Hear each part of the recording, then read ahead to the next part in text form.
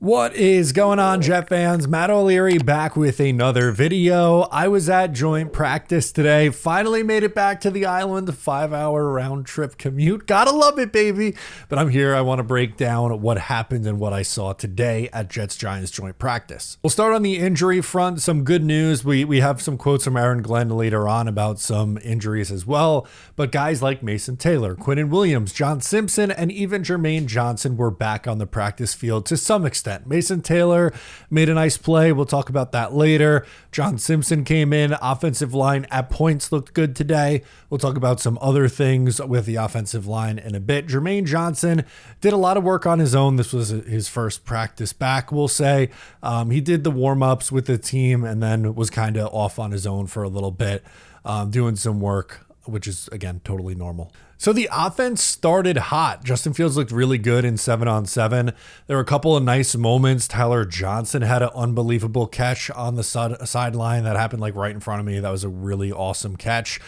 He was pressured. Justin Fields was pressured on the play. So I don't know if it would have counted. It might have been a sack in an in-game situation, but still really nice ball and unbelievable catch from Johnson on the sideline. Mason Taylor in his return also had a beauty of a catch on the sideline. To me, those were the two standout offensive plays from Jets camp today. Really, the story of the day was the defense. Defense reigned supreme. The Jets defense was on the far field. So how it worked at joint practice on the field closest by the fans was the Jets offense versus the Giants defense. On the far field, it was the other way around. And then towards the end, they combined and were doing red zone drills towards the end of practice. But from all accounts, the defense looked really good. They were getting a good amount of pressure in 11-on-11. Russell Wilson started just 2 of 5. Now, Russ did look better, and the Giants looked probably at their best offensively in the red zone session, but it was a bit of a shaky start for Russell Wilson and the Giants offense. Now they were without Malik Neighbors, and having a guy like Malik Neighbors is going to help. I was really hoping to see a Sauce Gardner versus Malik Neighbors battle. We didn't get it today, unfortunately. But again, the Jets defense in 11-on-11 looked good. And then in the red zone session, they let in a couple scores. There was some miscommunication.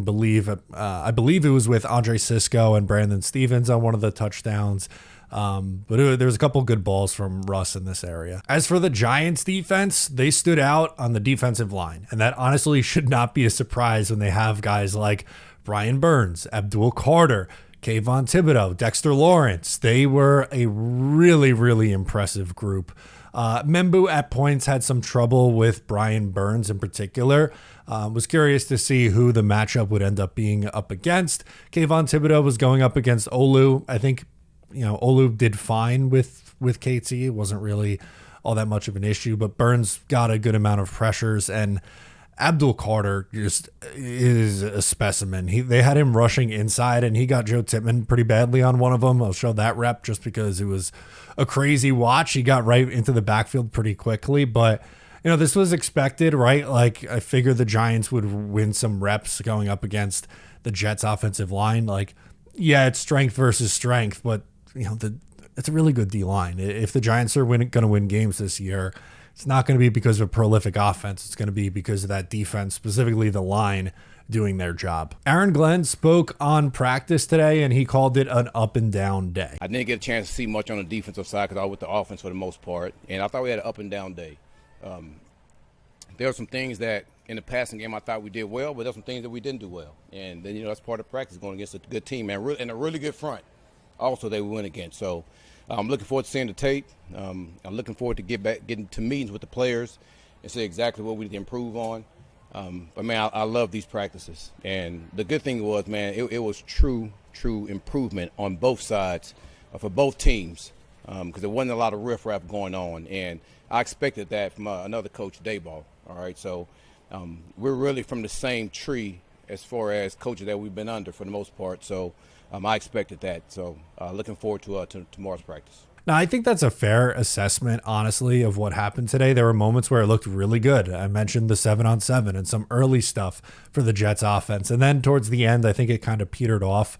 The red zone they did get in the end zone once. It was Justin Fields rolling to the left I made a really nice throw to Jeremy Ruckert in the back of the end zone, but there was a little bit of penalty issues at some points too during the day. It just wasn't, I wouldn't describe it as a totally clean practice from the Jets. And again, I think that's a fair assessment. And these teams will go at it tomorrow, against at the Giants' place. I was going to say against, but really at the Giants' place right near, MetLife Stadium. That's where their practice facility is. So if you're a Giants season ticket holder, you have access. Or if you know someone who is a Giants season ticket holder, maybe you can get access that way.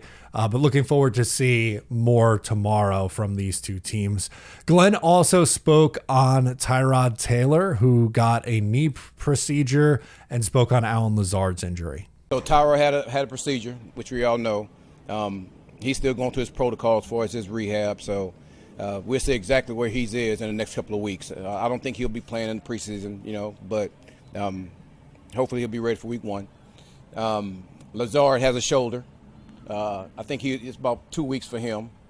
So we'll see where his situation is going into week 1. It sounds like Tyrod Taylor won't be good to go until the start of the season. Alan Lazard also will be out a couple of weeks with the shoulder. That's something that kind of came of note after the game. It was a report that Lazard was walking around with his arm in a sling.